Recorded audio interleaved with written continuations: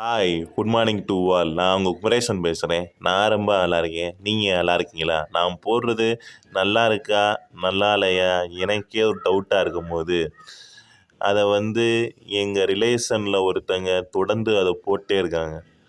அவங்க யாருன்னா சௌந்தர்யா. அது லேடீஸ் போடும்போது நமக்கு இன்னும் என்ன சொல்கிறது, ஒரு எனர்ஜி வருது. அது மோட்டிவேட் ஆகுது. அதுக்கு முக்கியமான காரணம் சௌந்தர்யா அவர்கள் தான். ஓகே. அவங்க எப்போயுமே நம்மளை நல்லா இருக்கோ நல்லா இல்லையோ இது லைக் போடுவாங்க. எல்லாத்துக்குமே மிகப்பெரிய நன்றி. இதிலேருந்து ஒரு டாபிக் நான் கண்டுபிடிச்சிட்டேன். அது என்ன டாபிக்னா, இப்போ நம்ம எந்த உறவாக இருந்தாலும் சரி, உண்மையான அன்பு கடைசி வரைக்கும் இருப்பாங்கன்னு நம்புகிறோம்.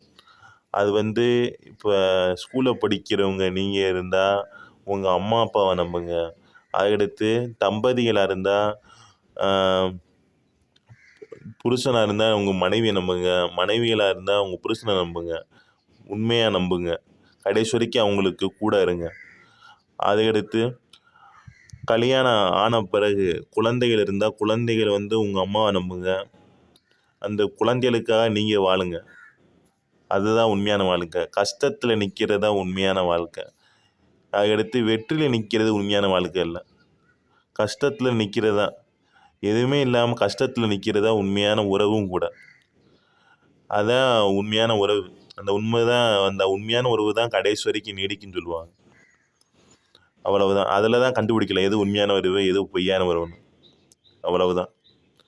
இது உறவுக்கும் பொருந்தும், காதலுக்கும் பொருந்தும். Okay okay. மிகப்பெரிய நல்ல நடக்கட்டும். வாழ்க வளமுடன், வாழ்க வையகம். நன்றி, வணக்கம்.